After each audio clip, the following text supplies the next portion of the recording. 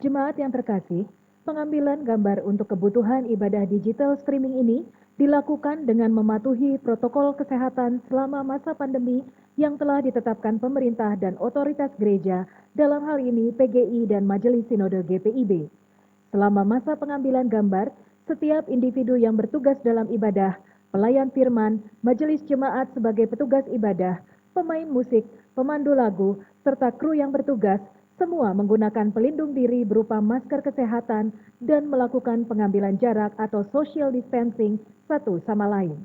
Masker hanya dilepas ketika pengambilan gambar dilakukan untuk menjaga kejelasan artikulasi ketika berbicara atau menyanyi selama ibadah.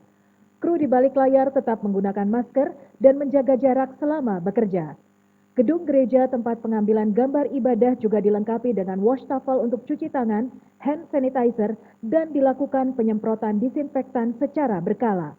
Semua protokol kesehatan dilaksanakan secara konsisten selama kegiatan pengambilan gambar ibadah digital ini dan dilakukan untuk memasuki masa adaptasi kebiasaan baru atau new normal di Kota Bandung. Terima kasih.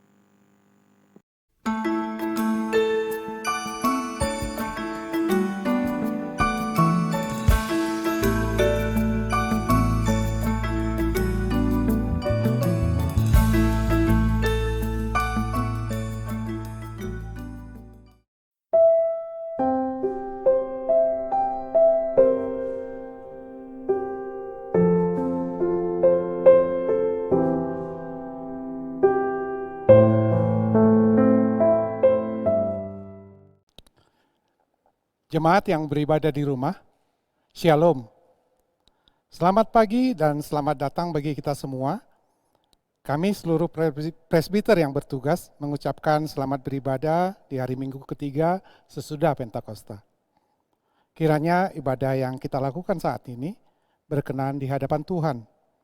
Pemberita firman pada ibadah ini disampaikan oleh Pendeta Dina Meyer Halatu, MTH. Gereja bukanlah sekedar sebuah tembok buatan manusia belaka. Gereja lebih daripada itu. Gereja sesungguhnya ialah diri kita sendiri. Jiwa dan raga kita ialah tempat Kristus yang penuh kasih berdiam diri.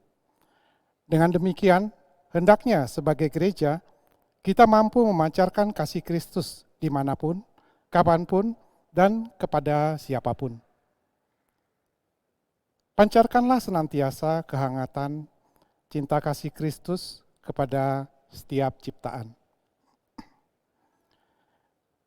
Di bulan Pelkes GPIB saat ini, marilah kita menjadi berkat bagi banyak orang dengan terus menyuarakan Injil Kristus melalui karya pelayanan sebagai gereja, serta menjadi gereja yang tidak egois, yang hanya memikirkan dirinya sendiri, melainkan gereja yang misioner.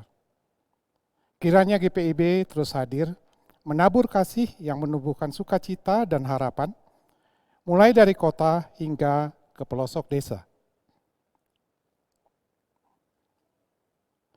Biarlah GPIB melalui pos-pos Pelkesnya menjadi perpanjangan tangan Kristus yang merangkul di tengah situasi dan kondisi yang berat dan sulit saat ini.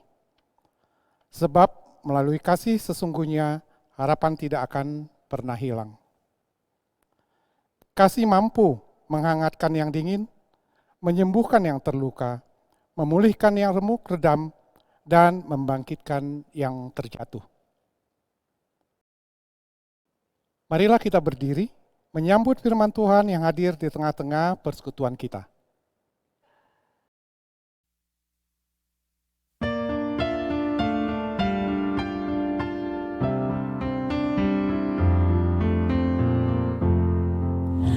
Puji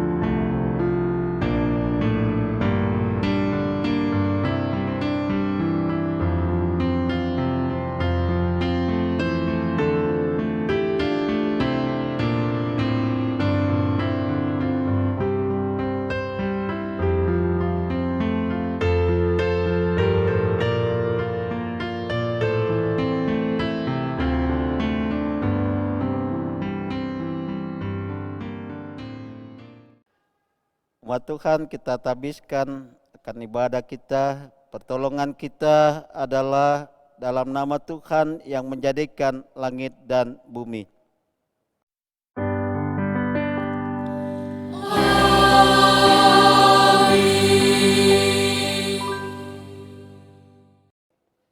Tuhan kiranya menunjukkan kasih-Nya kepadamu, seperti yang kamu tunjukkan kepada orang-orang yang telah mati itu dan kepadaku. Rut pasal 1 ayat 8b. Umat Tuhan, terimalah salam rasuli. Kasih karunia dan damai sejahtera dari Allah Bapa kita dan dari Tuhan Yesus Kristus menyertai kamu.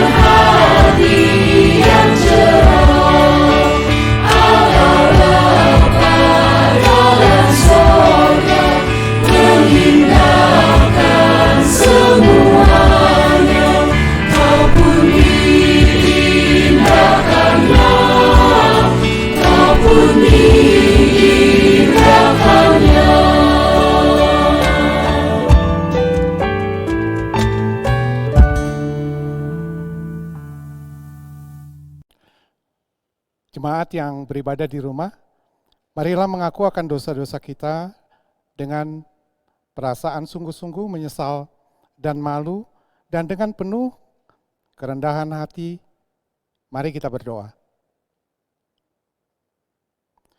Ya Bapa yang Maha Kuasa, kami sadar selama ini kami telah berbuat jahat, karena kami tidak mampu menjadi pengikut-Mu yang taat dan setia. Kami lebih suka hidup menjauh dari-Mu. Kami lebih suka melanggar firman-Mu dibandingkan dengan menjadi pelaku firman-Mu. Ampunilah kami ya Tuhan.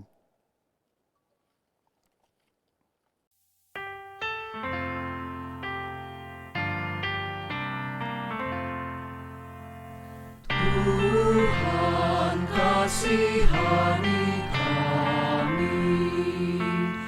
Kristus kasihani kami.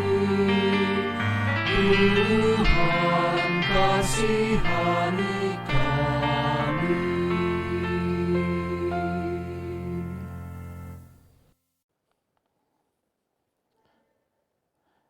Ya Tuhan, kami belum mampu menjadi pembawa damai sejahtera-Mu di tengah dunia tempat kami berada. Kami gagal menaburkan kasih-Mu untuk menumbuhkan harapan tanpa pandang rupa dan pamrih. Kami sadar akan keegoisan kami. Kami sadar selama ini kami hanya hidup untuk diri sendiri. Sedangkan mereka yang kami sebut saudara, hanya yang kami kenal dan dekat dengan kami. Kami lebih sering berputus asa, tidak percaya akan kehadiran-Mu, meragukan kuasa-Mu, menolak uluran tangan-Mu. Ampunilah kami ya Tuhan yang Maha Pengasih.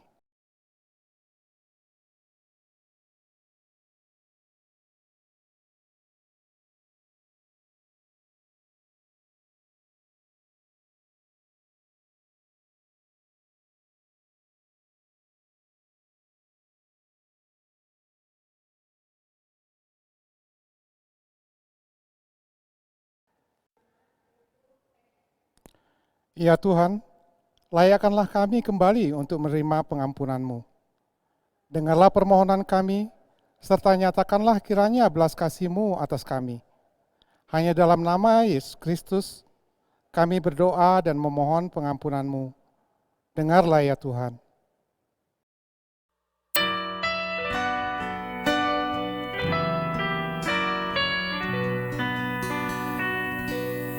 Di muka Tuhan Yesus, betapa hina diriku, ku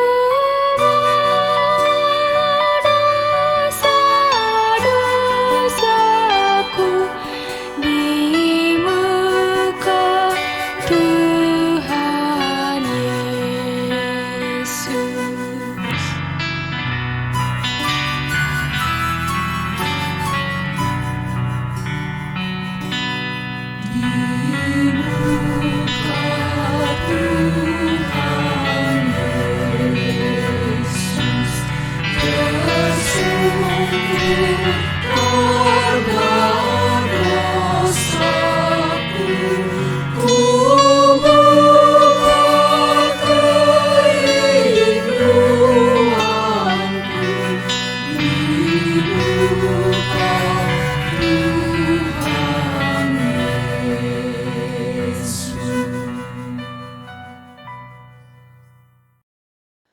Kepada setiap orang yang telah mengaku dosa dan bertobat, disampaikan berita anugerah pengampunan seperti yang tertulis dalam Daniel pasal 9 ayat 9 hingga yang ke-10.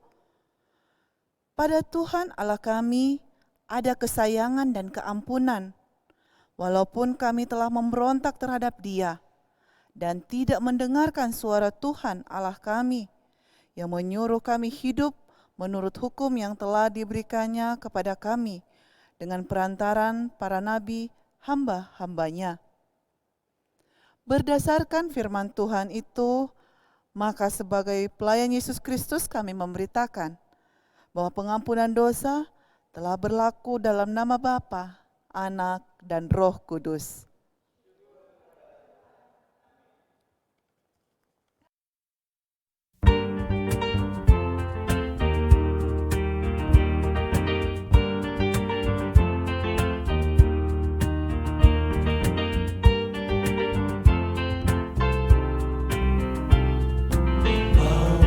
Dosamu dihapus bersih, besar kuasa-Nya, darah Tuhan, kau kan menang dari kuasa gelap, ajaib kuasa darah Tuhan.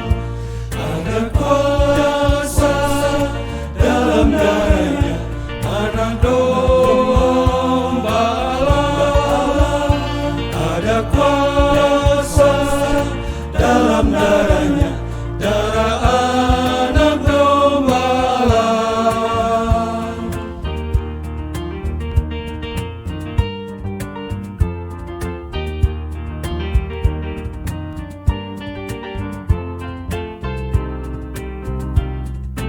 Maukah engkau jadi suci bersih, besar kuasa-Nya, darah Tuhan akan dosamu dicabut lenyap, ajaib kuasa darah Tuhan, ada kuasa dalam darahnya, anak domba Allah, ada kuasa dalam darahnya, darah anak domba Allah, ada kuasa dalam darahnya, anak domba Allah, ada kuasa dalam darahnya, darah anak domba Allah, darah anak domba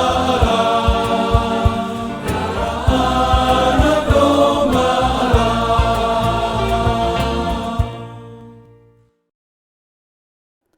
Jemaat yang ada di rumah, marilah kita berdiri untuk mendengarkan perintah hidup baru seperti yang tertulis dalam 1 Petrus pasal 4 ayat 7 hingga ayatnya yang ke-10 yang menyatakan, kesudahan segala sesuatu sudah dekat. Karena itu, kuasailah dirimu dan jadilah tenang, supaya kamu dapat berdoa. Tetapi yang terutama, kasihlah sungguh-sungguh seorang akan yang lain, sebab kasih menutupi banyak sekali dosa. Berilah tumpangan seorang akan yang lain dengan tidak bersungut-sungut. Layanilah seorang akan yang lain sesuai dengan karunia yang telah diperoleh tiap-tiap orang sebagai pengurus yang baik dari kasih karunia Allah. Roh Kudus menolong kita mewujudkan kemuliaan Allah dalam seluruh hidup dan kesaksian kita di dunia.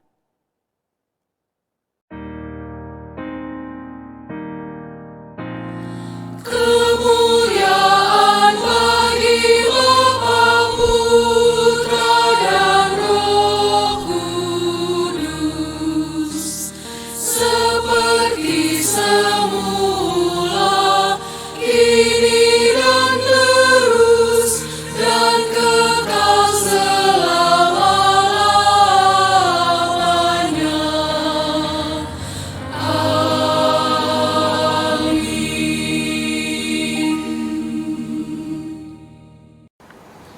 Jemaat Tuhan, kita masuk dalam pemberitaan firman dan pembacaan Alkitab terambil dari Rut pasal 1 ayat 1 sampai ayat 14.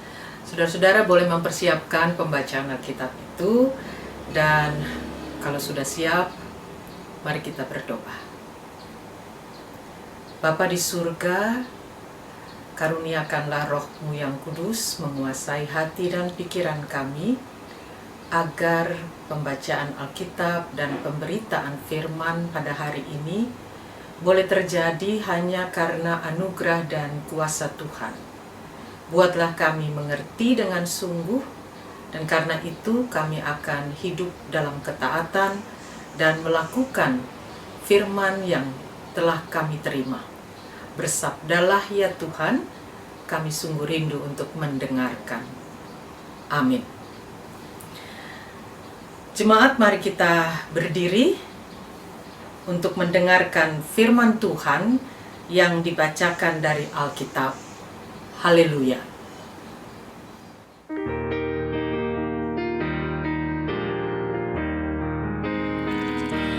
Haleluya, haleluya, pujilah Tuhan bersamanya, haleluya. Nyanyi dan soraklah,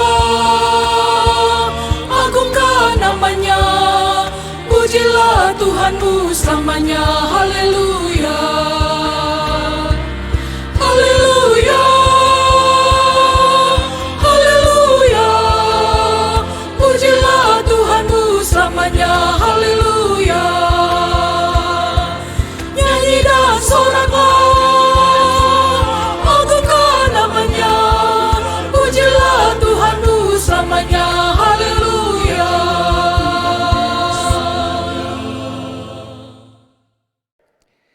Jemaat Tuhan, firman hari ini terdapat dalam kitab Rut 1 ayat 1 sampai 14 yang menyatakan, pada zaman para hakim memerintah, ada kelaparan di tanah Israel.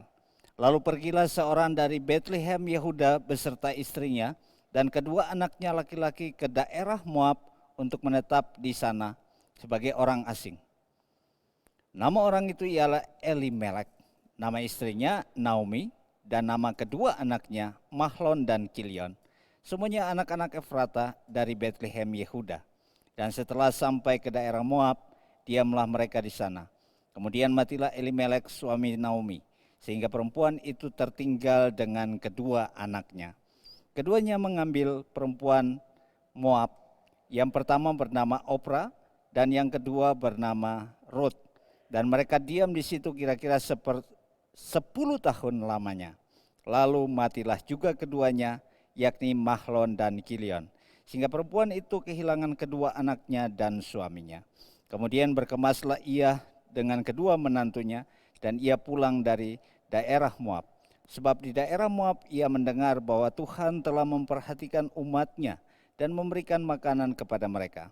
Maka berangkatlah ia dari tempat tinggalnya itu bersama-sama dengan kedua menantunya. Ketika mereka sedang di jalan untuk pulang ke tanah Yehuda, berkatalah Naomi kepada kedua menantunya itu, pergilah, pulanglah, masing-masing ke rumah ibunya. Tuhan kiranya menunjukkan kasih-Nya kepadamu, seperti yang kamu tunjukkan kepada orang-orang yang telah mati itu dan kepadaku. Kiranya atas karunia Tuhan, kamu mendapat tempat perlindungan masing-masing di rumah suaminya. Lalu diciumlah mereka, tetapi mereka menangis dengan suara keras dan berkata kepadanya, tidak, kami ikut dengan engkau pulang kepada bangsamu. Tetapi Naomi berkata, pulanglah anak-anakku, mengapakah kamu turut dengan aku? Bukankah tidak akan ada lagi anak laki-laki yang kulahirkan untuk dijadikan suamimu nanti? Pulanglah anak-anakku, pergilah, sebab sudah terlalu tua aku untuk bersuami. Seandainya pikirku, ada harapan bagiku, dan sekalipun malam ini aku bersuami, bahkan sekalipun aku masih melahirkan anak laki-laki, masakan kamu menanti sampai mereka dewasa? Masakan karena itu kamu harus menahan diri dan tidak bersuami? Janganlah kiranya demikian anak-anakku. Bukankah jauh lebih pahit yang aku alami daripada kamu? Sebab tangan Tuhan teracung terhadap aku.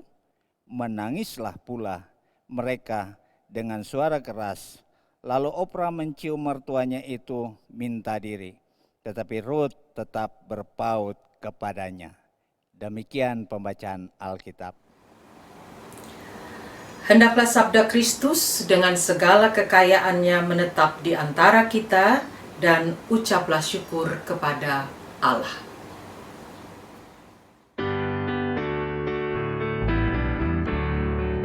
Kepadamu puji-pujian, pada syukur dan kemuliaan, Bapa, Putra dan Roh Kudus, sampai kekal dan abadi.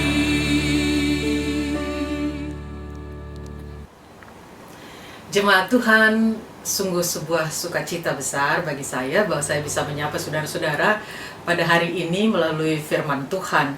Walaupun jarak kita berjauhan, saya masih di Jakarta, saudara-saudara ada di Bandung, tapi oleh kuasa Tuhan, dengan segala kelengkapan yang diberikan kepada kita, saya bisa menyapa saudara-saudara hari ini. Kita membaca dari Rut pasal 1, ayat 1 sampai ayat 14, saya kira cerita tentang Rut tidak asing lagi bagi kita. Apalagi kalau kita bicara mertua dan menantu, selalu rujukan kita kepada kitab Rut. Bahkan kitab Rut ini juga pada bagian tertentu, pernyataan Rut seringkali dikutip atau dijadikan bahan untuk berkhotbah ketika pasangan datang dalam pemberkatan atau peneguhan perkawinannya. Nah, saudara-saudara yang terkasih dalam Tuhan, saya ingin mengajak, mari kita lihat lebih dahulu apa yang terjadi sebenarnya ketika peristiwa Naomi, Ruth atau kitab Ruth ini ditulis dan kemudian kita baca hari ini. Yang terjadi begini saudara-saudara, kita baca bahwa ayat 1 katakan, pada zaman para hakim memerintah, ada kelaparan di tanah Israel. Catatan kita pertama, ketika para hakim memerintah, apa yang terjadi saat itu saudara-saudara? Nah, kita baca dari kitab Hakim-Hakim pasalnya yang ke-21 ayat 25, jadi bagian atas dari pembacaan kita, dikatakan begini. Pada zaman itu tidak ada raja di antara orang Israel. Tidak ada raja. Lalu apa yang terjadi? Setiap orang berbuat apa yang benar, ya. Setiap orang berbuat apa yang benar menurut pandangannya sendiri. Seolah-olah pada zaman itu tidak ada raja, jadi tidak ada yang menjadi polisi, tidak ada yang mengawasi, tidak ada yang mengarahkan kehidupan umat, sehingga masing-masing orang mengikuti saja apa yang baik, apa yang benar menurut pandangannya sendiri. Menarik saudara-saudara bahwa pertanyaan kita, apakah Naomi dan Elimelech suaminya juga adalah bagian yang orang-orang yang seperti itu, yang pada zamannya hidup menurut apa yang benar bagi diri mereka sendiri atau pandangan mereka sendiri. Nanti kita lihat apakah memang mereka bagian dari orang-orang yang seperti itu, saudara-saudara. Apa yang dikatakan kemudian? Bagian yang kedua, ada kelaparan di tanah Israel. Sangat ironis, saudara-saudara, bahwa tanah yang dimaksudkan adalah tanah Bethlehem, Yehuda. Harus disebut Bethlehem Yehuda karena tidak hanya Bethlehem, ada kota lain juga bernama Bethlehem, tapi yang dimaksudkan adalah Bethlehem di Yehuda. Nah, Bethlehem yang berarti house of bread, rumah di mana orang menemukan roti, rumah tempat orang menemukan makanan, tapi di situ yang terjadi justru kelaparan. Di sana yang terjadi tidak ada makanan. House of bread itu menjadi tidak relevan dengan realitanya. Nah, saudara-saudara yang terkasih, Yehuda berarti praise, memuji Tuhan, memuliakan Tuhan. Di rumah di mana ada makanan, ada kecukupan pangan, disitulah ada kemuliaan Tuhan atau ada puji-pujian bagi Allah. Realitanya ternyata tidak seperti itu. Yang terjadi adalah di tengah kelaparan itu,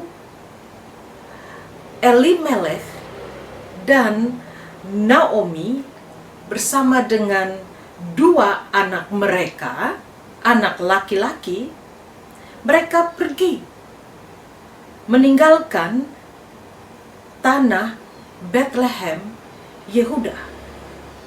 Mereka meninggalkan bukan cuma tanah, mereka meninggalkan kaumnya, mereka meninggalkan bangsanya, mereka meninggalkan kehidupan bersamanya di tempat yang diberikan Allah. Mereka meninggalkan Bethlehem, Yehuda, dan memutuskan untuk pergi ke tempat lain. Saudara-saudara, rasanya itu adalah sesuatu yang wajar ketika orang sedang berhadapan dengan krisis, berhadapan dengan situasi yang tidak menguntungkan, bukan hanya bagi dirinya sendiri, tapi bagi kaum keluarganya. Seorang kepala keluarga tentu akan bertanggung jawab untuk mengambil keputusan demi menyelamatkan keluarganya. Pertanyaannya, apakah keputusan Elimelech adalah keputusan yang tepat? Apakah keputusan Elimelech adalah keputusan yang benar di mata Tuhan. Kalau kita baca betul-betul, saudara-saudara yang terkasih, di tengah-tengah kelaparan itu, di tengah-tengah krisis yang ada, Elimelek memutuskan untuk mengikuti apa yang benar menurut pandangannya. Tadi pertanyaan saya, Elimelek dan Naomi dan keluarganya apakah bagian dari orang-orang yang hidup menurut pandangannya sendiri? Kita bisa katakan ya. Mereka memutuskan sendiri apa yang baik, apa yang benar menurut pandangan mereka. Hati-hati saudara-saudara, ketika perut lapar, orang bisa salah mengambil keputusan. Ketika kita sedang susah, ketika kita sedang dalam keadaan yang tidak normal, dalam keadaan yang kritis, hati-hati, karena kita bisa membuat kesalahan. Kita bisa mengambil keputusan yang tidak benar di mata Tuhan. Kita bisa mengambil keputusan yang jauh dari kehendak Tuhan. Elimelek yang punya nama berarti My God is King. Tuhanlah rajaku, tapi ketika dia harus membuat keputusan, bukan Tuhan yang menjadi raja, tapi dirinya yang menjadi raja. Dia mengambil keputusan untuk istri, untuk anak-anaknya, menurut apa yang benar dalam pandangannya, bukan apa yang benar menurut Tuhan sang raja. Nah, saudara-saudara, kita melihat kemudian pada ayat yang selanjutnya. Mereka putuskan untuk pergi. Oke. Lalu kemana mereka pergi? Mereka memutuskan untuk pergi ke Moab. Saudara perhatikan, kalau kita baca Mazmur pasal 60, mari kita buka Mazmur pasal 60, ayatnya yang ke-10. Tuhan mengatakan begini, Moab ialah tempat pembasuhanku. Ayat 10a. Moab adalah tempat membasuh kaki, tempat untuk orang membasuh dirinya, membersihkan dirinya dari kotoran. Dia ada di tempat yang tidak mulia. Dia ada di tempat yang tidak baik. Allah menempatkannya sebagai tempat hanya untuk membersihkan kaki.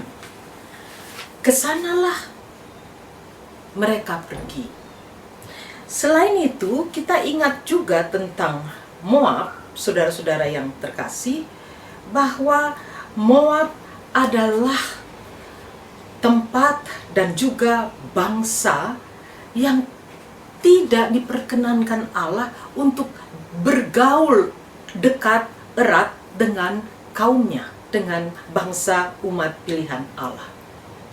Saudara perhatikan, satu keputusan ketika sedang sulit bukan menanti apa yang akan dilakukan oleh Allah, bukan menanti apa yang Tuhan akan kerjakan kepada kita, tapi memutuskan untuk meninggalkan situasi itu. Tidak mau bergumul di sana, tidak mau tetap berada di sana, lalu bersama-sama menemukan apa yang Tuhan mau lakukan kepada kita. Hal yang kedua, keputusan yang salah kemudian diikuti dengan keputusan salah berikutnya. Mereka pergi ke Moab.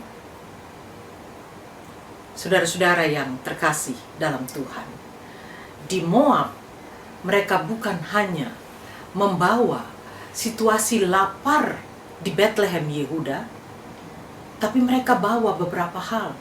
Mereka lapar karena makanan, mereka lapar dengan iman yang rendah, mereka lapar dengan kebaikan-kebaikan yang akan ditemukan bersama dengan Tuhan.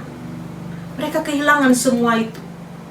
Dan dengan rasa dan dengan kondisi situasi inilah mereka ada di Moab, di tempat di mana yang ada hanyalah negeri, tanah penuh dosa, tempat pemurtatan, penyangkalan akan Allah, karena di sana tidak ada penyembahan kepada Allah. Saudara perhatikan, dari satu keputusan yang salah masuk pada keputusan salah berikutnya. Memilih Moab bukan tempat yang tepat. Memilih Moab sama dengan mengatakan, aku berpaling dari Engkau Tuhan, dan mencoba mencari pada kekuatan yang lain. Elimelek telah membuat keputusan untuk pergi. Dia tidak menanti pertolongan Tuhan. Ia meninggalkan tempat yang diberikan Allah, yang tempat merupakan berkat dari Allah, karena itu adalah tanah yang dijanjikan Allah, tempat di mana pujian kepada Allah selalu akan hadir di sana. Dia tinggalkan itu dan dia memilih tanah yang penuh dosa, tanah yang penuh dengan pemurtadan. Hidup berlanjut di Moab, dan apa yang terjadi di Moab, segalanya berubah.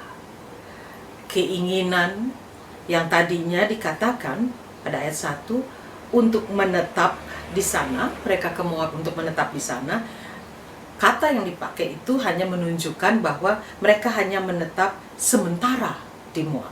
Hanya sebentar, tidak lama, tapi semuanya berubah. Ketika ada di Moab, hidup menjadi berubah, tujuan-tujuan jadi berubah, aturan-aturan hidup jadi berubah. Tadinya hanya mau sementara, tapi akhirnya menetap seterusnya untuk waktu yang lama.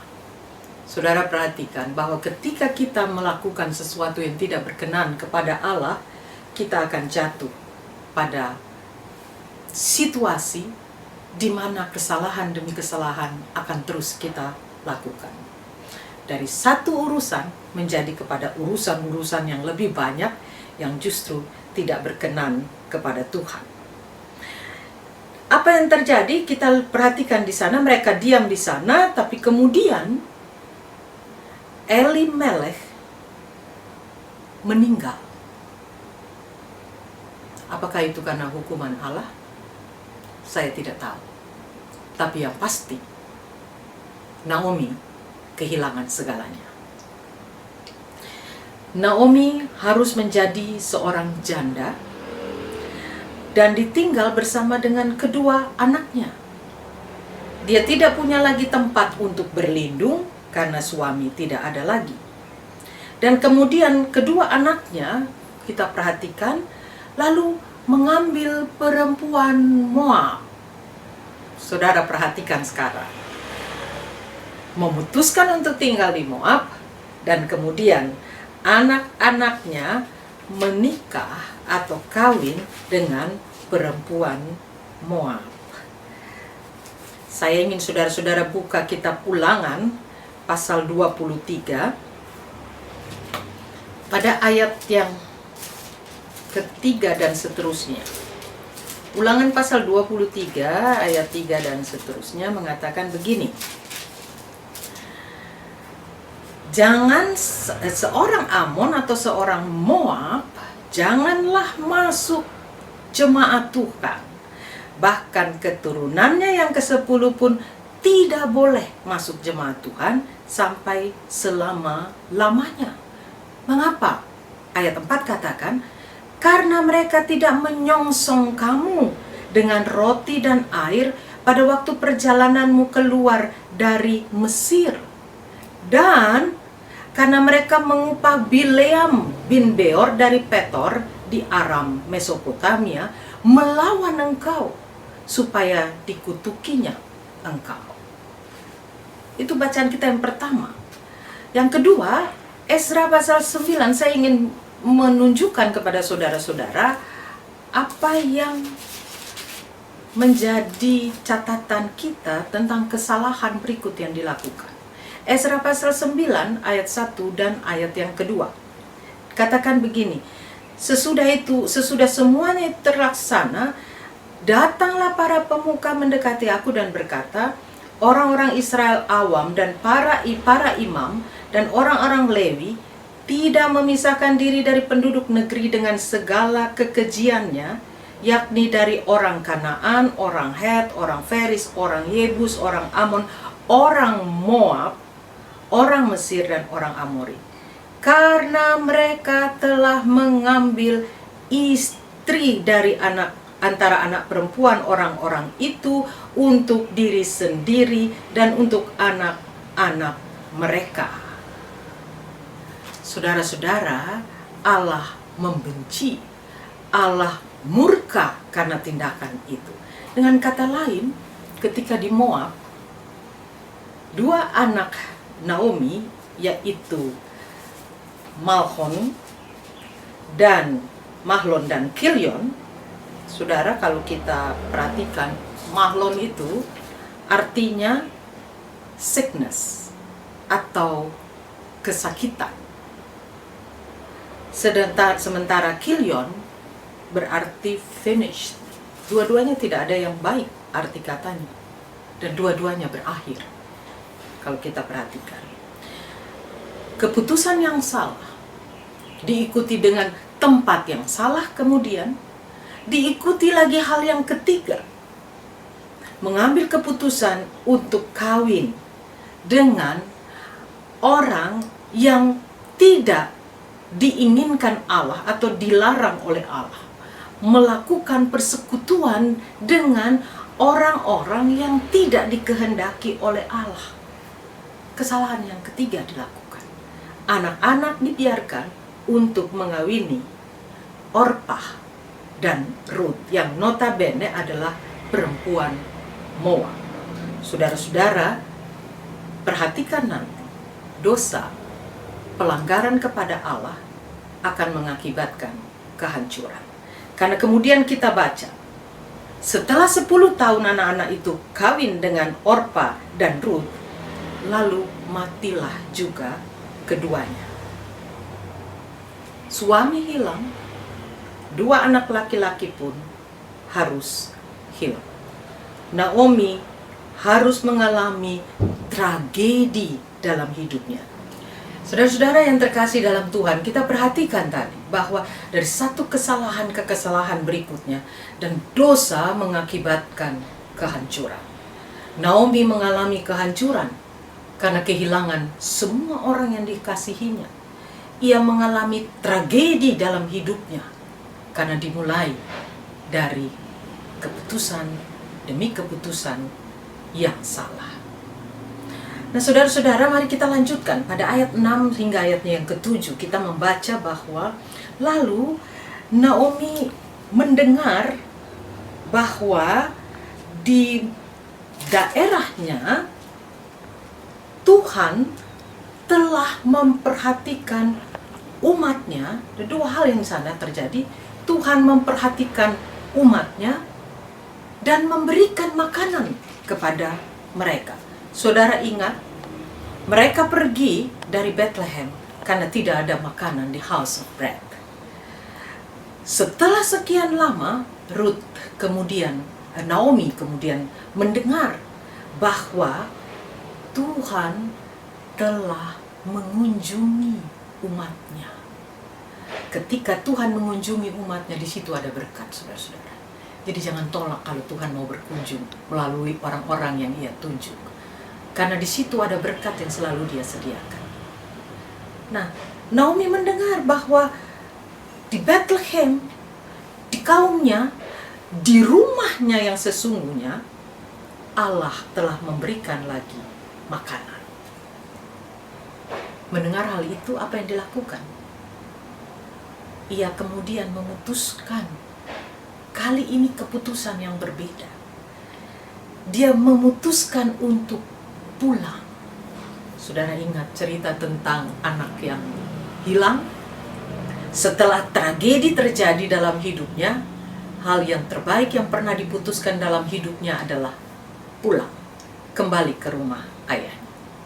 Setelah tragedi yang begitu panjang, yang membuat Naomi kehilangan orang-orang yang dikasihi, tempat berlindung, orang-orang yang dapat menjamin dia untuk kehidupan masa depannya, pada akhirnya dalam hidupnya dia membuat sebuah keputusan benar. Ia mau pulang. Ia mulai dengan mengingat kembali ternyata Tuhan mengunjungi, Tuhan melakukan sesuatu bagi kaumnya. Tuhan tidak berdiam diri di tengah krisis. Tuhan tidak menutup pintunya di tengah krisis. Tapi ada waktu Tuhan membuka pintu kasih-Nya. Di sana dikatakan bahwa lalu ketika dia mendengar itu, dia berangkat dari tempat tinggalnya bersama kedua menantunya. Lalu di tengah jalan dia berbicara dengan kedua menantunya, Orpa dan Ruth. Saudara-saudara, disinilah titik yang sangat menarik dari pembacaan kita, yaitu bahwa dia katakan supaya mereka kembali ke rumah mereka masing-masing. Tuhan kiranya menunjukkan kasih-Nya kepadamu. Kata Tuhan menunjukkan kasih-Nya, kita garis bawahi kasih-Nya. Kasih yang dimaksud di situ adalah hesed, yaitu kasih agape yang dimiliki oleh Allah tanpa persyaratan. Kasih yang setulus-tulusnya, kasih setia yang melampaui persyaratan apapun untuk boleh diterima. Mengapa? Karena Allah mengasihi mereka yang tidak layak untuk menerima. Naomi bicara tentang Allah yang seperti itu, bahwa Allah yang memperhatikan dirinya, tapi sekaligus Allah yang akan memperhatikan hidup dari kedua menantunya.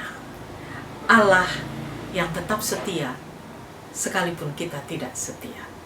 Allah yang tetap bekerja sekalipun mereka pernah memutuskan sesuatu yang tidak benar dalam pandangan Allah. Allah tetap mengasihi mereka. Dan kasih itulah yang mau dikatakan oleh Naomi akan bekerja dalam hidup Ruth dan dalam hidup Orpa. Dan kasih yang sama yang telah dia terima melalui perlakuan dari mereka. Dikatakan, seperti yang kamu tunjukkan kepada orang-orang yang telah mati itu. Siapa? Seperti kasih yang kau tunjukkan kepada baik Mahlon maupun Kilion. Seperti kasih yang diterimanya, maka kasih itu pula yang akan diterima oleh Orpa dan Ruth. Kasih yang pernah ditunjukkan oleh mereka kepada Naomi, dan Naomi merasakan itu kasih yang luar biasa. Dan sesungguhnya itulah kasih Allah kepada Naomi, kepada kaumnya, yang sudah bertindak tanpa memperhitungkan Allah. Masing-masing orang berjalan menurut apa yang benar dalam pandangannya. Akibatnya adalah kehancuran. Tapi Allah dengan kasih-Nya bekerja, tidak mengizinkan kehancuran itu berkelanjutan. Ia tetap bekerja karena Dia setia. Nah, saudara-saudara, Naomi membuat keputusan untuk pulang. Pulang kembali ke titik dari mana dia berangkat. Pulang kembali ke rumah Bapa. Pulang kembali ke tempat di mana Allah menyediakan berkat. Pulang kembali ke dalam rengkuhan Allah. Banyak orang mungkin saat ini harus meninggalkan Moab, tempat di mana Allah tidak berkenan. Saudara dan saya hari ini harus meninggalkan Moab, tempat hidup, keberadaan di mana di situ tidak ada Allah, tidak ada berkat, tidak ada kuasa, tidak ada kekuatan Allah. Sebaliknya, yang ada hanya kehancuran, yang ada hanya pengertian Anda sendiri, yang ada hanya hal-hal yang menyenangkan hati Anda, yang ada hanyalah pengertian-pengertian menurut pandangan Anda. Anda harus berangkat dari Moab itu. Anda harus tinggalkan Moab itu dan putuskan, saya mau pulang. Saya mau kembali ke rumah. Saudara-saudara yang dikasihi oleh Tuhan, konsekuensi dari kesalahan-kesalahan yang dilakukan. Kita perhatikan bagi Naomi, dia harus pulang, tapi dia harus membawa sesuatu. Kalau kita baca pada pasal 1 ayatnya yang ke-20 dan seterusnya, saudara-saudara, di sana dikatakan, tetapi, yaitu Naomi, ia berkata kepada mereka, janganlah sebutkan aku Naomi, sebutkanlah aku Mara, sebab Yang Maha Kuasa telah melakukan banyak yang pahit kepadaku. Dengan tangan yang penuh aku pergi, tetapi dengan tangan yang kosong Tuhan memulangkan aku. Saudara-saudara, dengan tangan penuh dia pergi, tapi dengan tangan yang kosong ia dikembalikan oleh Tuhan. Tuhan memulangkannya dengan tangan kosong. Ketika pergi, Naomi bersama dengan orang-orang yang dia kasihi, tetapi ketika pulang, ia pulang tanpa mereka. Saudara-saudara, konsekuensi dari kesalahan yang kita lakukan akan tetap ada, tapi tidak ada alasan untuk kita tetap menjauh dari Allah. Akibat-akibat dari kesalahan yang kita buat, itu mungkin akan tetap melekat dan masih ada pada kita. Tetapi itu tidak harus menjadi alasan untuk saudara tetap menjauh dari Allah.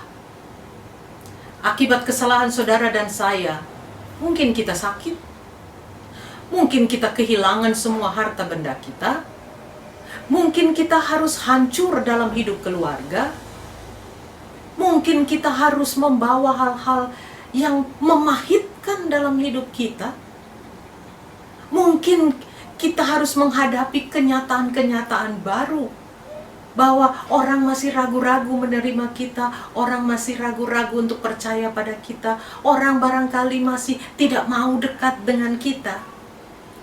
Tapi sekali lagi saudara, itu tidak jadi alasan untuk saudara tetap menjauh dari Tuhan. Kenapa? Karena Allah tetap setia kepada saudara. Bukan perkara dosamu, bukan kesalahan-kesalahanmu yang akan tetap setia kepadamu, kepada kita, tetapi kasih setia Tuhan. Itu yang akan tetap tinggal bersama dengan kita. Ia tetap adalah Allah yang mencintai. Ia adalah Allah yang akan sedia mengampuni.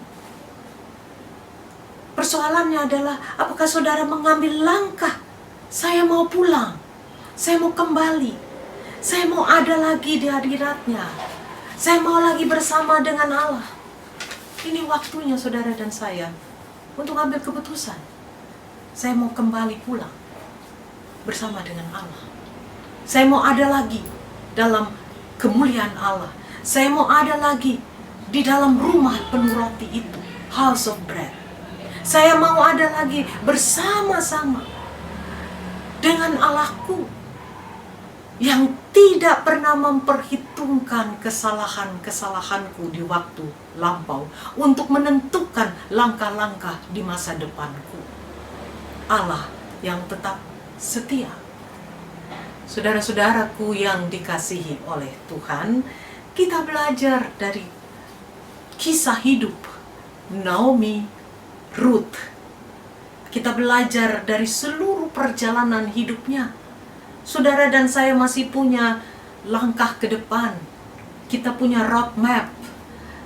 Kita punya tuntunan ke depan. Tapi yang mana yang mau kita ikuti? Yang mana yang mau jadi panduan kita? Saudara-saudara, saudara dan saya dalam perjalanan itu bisa jatuh, bisa membuat keputusan-keputusan yang salah. Kita bisa mengambil jalan yang salah karena kita hanya mengandalkan apa yang benar menurut pandangan kita. Kita bisa saja telah memilih jalan yang berbelok dari kehendak Allah. Kita memilih untuk membuka pintu yang berbeda, bukan pintu Allah. Tetapi kita memilih pintu yang menuju kepada jurang, pada kehancuran. Kita mungkin pernah ada di sana. Kita mungkin pernah lakukan itu, bahkan mungkin sekarang kita sedang melakukan hal itu. Tapi hari ini, kalau hati saudara, pikiran saudara, telinga saudara terbuka untuk mendengarkan firman Tuhan dan mengizinkan Roh Kudus itu bekerja, saudara harus putuskan, ini saatnya saya harus pulang. Walaupun dengan tangan yang kosong, saya harus pulang. Walaupun dengan segala kehilangan, karena satu hal yang saya punya dalam perjalanan pulang itu, ada Tuhan yang setia kepada saya. Ada Tuhan yang tidak pernah melupakan saya. Ada Tuhan yang tidak akan pernah mau membuat saya dan membiarkan saya hancur habis-habisan. Tapi saya masih tetap punya Tuhan yang mau memeluk saya, yang mau mengatakan kepada saya, aku mencintai engkau anakku. Pulanglah kembali kepada Tuhan. Rasakan cintanya dan hiduplah dalam pengharapan baru. Tuhan memberkati saudara. Amin.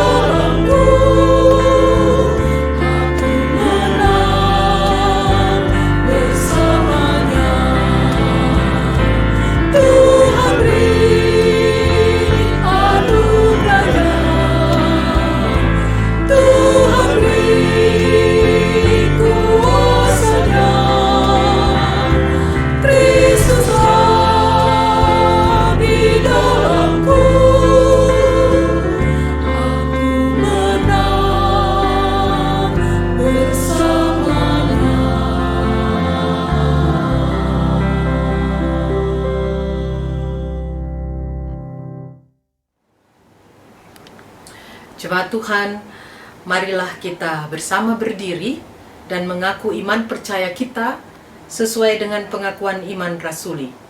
Dengan hati dan mulut masing-masing berkata, Aku percaya kepada Allah, Bapa yang Maha Kuasa, Khalik langit dan bumi, dan kepada Yesus Kristus anaknya yang tunggal Tuhan kita, yang dikandung daripada Roh Kudus, lahir dari anak darah Maria, yang menderita di bawah pemerintahan Pontius Pilatus, disalibkan, mati dan dikuburkan, turun ke dalam kerajaan maut, pada hari yang ketiga bangkit pula dari antara orang mati, naik ke surga, duduk di sebelah kanan Allah, Bapa yang Maha Kuasa, dan akan datang dari sana untuk menghakimi orang yang hidup dan yang mati. Aku percaya kepada Roh Kudus, gereja yang kudus dan am, persekutuan orang kudus, pengampunan dosa, kebangkitan daging, dan hidup yang kekal. Jemaat dipersilakan duduk. Mari kita bersama satu hati untuk menaikkan syafaat kita kepada Tuhan. Kita berdoa. Kami bersyukur, kami memuliakan nama-Mu karena hari ini kami belajar lagi dari kehidupan keluarga Naomi. Kami percaya Tuhan bahwa Engkau mau berbicara kepada kami, agar kami melakukan hal-hal yang benar menurut pandangan Tuhan. Kami belajar untuk membuat keputusan-keputusan sesuai dengan kehendak Tuhan dan bukan kehendak kami. Kami percaya Bapa bahwa dalam hidup beriman itu tidak berarti kami tanpa godaan, tanpa cobaan, tanpa situasi-situasi yang kritis. Kami mohon, taruhlah pada hati kami firman-Mu, taruhlah pada kami kuasa Roh-Mu, agar kami tahu untuk menempatkan diri, kami tahu mengambil langkah yang benar, kami tahu untuk memberikan dan mempertaruhkan seluruh hidup kami hanya pada kehendak Tuhan. Bapa di surga, sebagai gereja, kami bersyukur bahwa di tengah-tengah pandemi yang masih berlangsung, kami tetap dapat beribadah dengan kemudahan-kemudahan karena kemajuan teknologi yang ada. Dari tempat yang berbeda, kami bisa bersekutu. Kami bisa berdoa bersama, bernyanyi bersama, mendengarkan sabda-Mu secara bersama. Secara khusus kami berdoa bagi jemaat Sejahtera Bandung. Tuhan pelihara dan Tuhan mampukan terus majelis jemaat, komisi-komisi, semua orang yang terlibat untuk mempersiapkan ibadah-ibadah. Tuhan berikan hikmat kepada mereka. Tuhan berikan hati yang penuh rasa syukur untuk melakukan tugas-tugasnya. Tuhan anugerahkan terus kesukacitaan untuk melakukan apa yang menjadi tanggung jawab masing-masing. Tuhan, kami berdoa untuk semua proses yang sudah dijalani sebagai gereja, sebagai sebuah jemaat. Baik itu pemilihan PHMJ, baik itu persiapan-persiapan untuk memutuskan program-program kerja dalam segala keterbatasan kami, tapi kami percaya Tuhan turut bekerja dalam segala sesuatu. Kami berdoa bagi warga jemaat, mereka yang sakit karena berbagai sebab, apakah itu karena terpapar COVID-19 atau karena sakit lainnya, mereka yang sakit karena secara spiritual dan mental mereka mengalami tekanan yang luar biasa besarnya. Kami berdoa bagi keluarga demi keluarga yang sementara berjuang untuk mempertahankan hidupnya, bahkan yang terus berjuang di tengah kehilangan pekerjaan, terus berjuang di tengah kesendirian, di masa tuanya, di tengah hidup yang tidak lagi memiliki suami, istri, anak-anak, orang tua. Tumpangkan tangan-Mu atas mereka semua Bapa, supaya terjadi pemulihan dalam hidup mereka. Dan ada harapan serta kekuatan baru, yang oleh cinta Tuhan yang tak dapat dicerna manusia akan terus terjadi dan terus membuat hidup mereka makin kuat, makin bertahan, makin bersukacita. Kami berdoa ya Bapa di surga, berkatilah anak-anak kami, dari yang kecil sampai yang sudah dewasa, mereka yang sudah lulus, mereka yang sudah naik kelas, mereka yang sudah memperoleh kesempatan baru untuk pendidikan tapi juga untuk pekerjaan, mereka yang menantikan pasangan hidup. Tuhan, karuniakanlah hikmat-Mu, tunjukkanlah tuntunan-Mu, supaya hidup boleh berlangsung terus di dalam kuasa dan kehendak Tuhan. Kami mau berdoa dalam ucap syukur ketika usia kami bertambah. Bukan karena kami, tetapi karena kuat kuasa Tuhanlah kami boleh menghitung hari-hari hidup kami. Maka ajarlah kami untuk berhikmat, ajarlah kami untuk selalu menaruh pikiran-pikiran Tuhan dalam perjalanan hidup kami. Kami bersatu hati berdoa bagi bangsa, bagi negeri kami yang terus bergulat untuk memperoleh ketenangan, untuk dapat lagi membuka ruang pekerjaan, untuk dapat membuat orang-orang berusaha lagi. Tuhan berkati pemerintah pusat maupun di daerah, supaya segala sesuatu boleh tertangani terlebih lagi dalam mengendalikan pandemi ini. Kami percaya ada tangan Tuhan di tengah-tengah pergumulan bangsa ini. Tuhan tidak lepas tangan dari kami, dan Tuhan bekerja menunjukkan kepada kami bagaimana Tuhan setia kepada kami melalui orang-orang yang dapat terus bekerja untuk memastikan keselamatan dan kesehatan kami, melalui orang-orang yang berjuang sehingga kami memperoleh kemudahan-kemudahan untuk memenuhi kebutuhan hidup kami, melalui saudara-saudara kami yang terus berjuang untuk bercerita kepada kami bagaimana kasih Tuhan begitu besar di tengah-tengah kesulitan hidup mereka. Bukakan hati kami, bukakan mata kami, telinga kami, untuk mendengar, untuk melihat dan menyaksikan bagaimana kasih Tuhan terus berlangsung dalam kehidupan kami hari lepas hari. Kiranya Tuhan, Engkau sendiri yang meyakinkan kami, Engkau sendiri yang membuat kami percaya bahwa Engkau tetap mencintai kami, dan Engkau menjamin hidup kami boleh berlanjut dalam pengharapan-pengharapan yang baru. Ya Tuhan, ya Allah kami, kalau masih ada hari hidup bagi kami ingin melangkah terus bersama dengan Engkau. Dalam pengasihan-Mu kami mohon. Peliharalah kami dalam Yesus Kristus Tuhan yang mengajar kami berdoa. Bapa kami yang di surga, dikuduskanlah nama-Mu, datanglah kerajaan-Mu, jadilah kehendak-Mu di bumi seperti di surga. Berilah kami pada hari ini makanan kami yang secukupnya, dan ampunilah kami akan kesalahan kami, seperti kami juga mengampuni orang yang bersalah pada kami. Dan jangan bawa kami dalam pencobaan, tapi lepaskanlah kami dari yang jahat.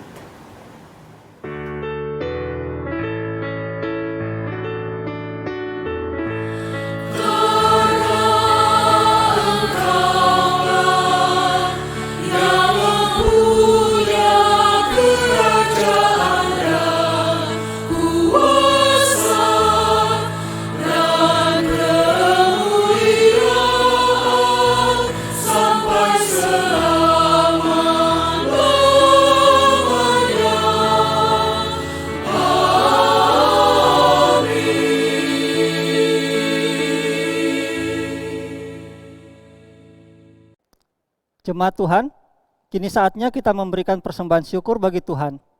Seperti firman dalam 1 Tawarik 16 ayat 34, bersyukurlah kepada Tuhan sebab Ia baik, bahwasanya untuk selama-lamanya kasih setianya. Tuhan memberkati saudara dan persembahan saudara.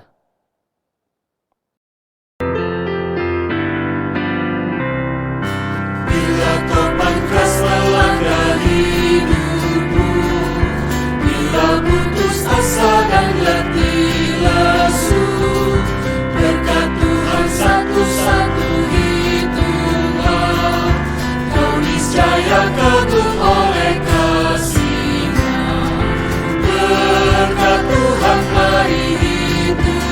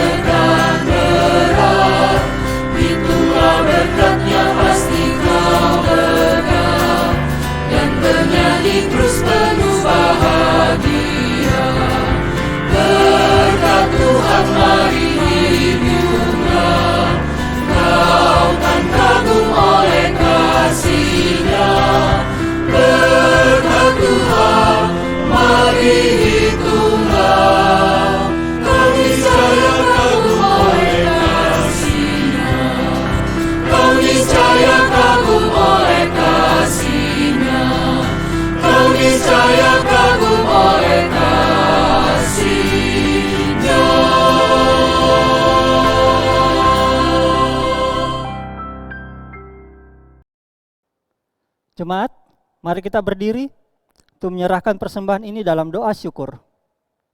Kita berdoa. Ya Tuhan, terimalah persembahan kami yang tak sebanding dengan berkat yang Kau berikan kepada kami. Sebab siapakah kami ini, sehingga mampu memberikan persembahan seperti ini, jikalau bukan dari-Mu juga persembahan yang kami berikan ini. Jadikanlah persembahan kami ini sebagai berkat untuk menyatakan kasih-Mu bagi sesama dan bagi pembangunan tubuh Kristus. Hanya dalam nama-Mu Yesus kami berdoa. Amin. Jemaat yang dikasihi Tuhan, marilah kita berdiri. Pulanglah dengan membawa damai sejahtera dari firman Tuhan yang telah kamu dengar. Bagikanlah sukacita beriman kepada semua orang dan lakukanlah firman Tuhan.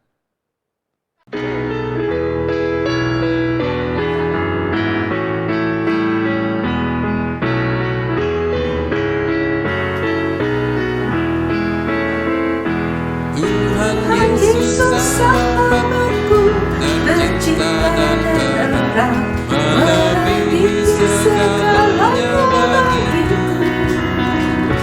Bunga bakung paling indah yang tumbuh di lembah, mengampuni menyucikan diriku. Berhidup dalam luka kerom yang keruh, kepadanya serahkan wakilku. Bunga bakung paling indah yang tumbuh di lembah, melebihi segalanya bagiku.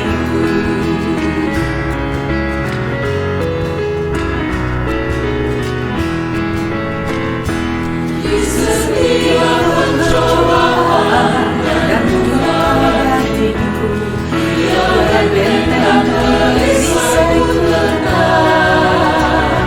Demi Dia ku tinggalkan berhala hatiku, oleh Dia ku bertahan dan dekat. Digoda oleh iblis ku tak menyerah, Yesus jamin kebenaran imanku. Bunga bakung paling indah yang tumbuh di lembah, melebihi segalanya bagiku. Melebihi segalanya bagiku. Melebihi segalanya bagiku.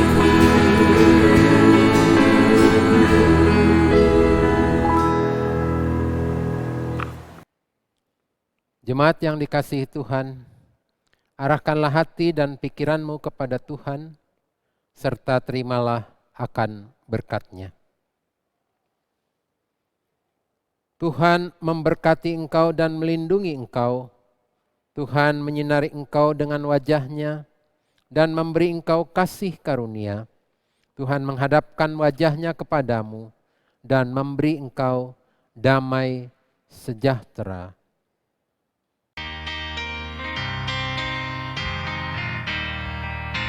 Amin.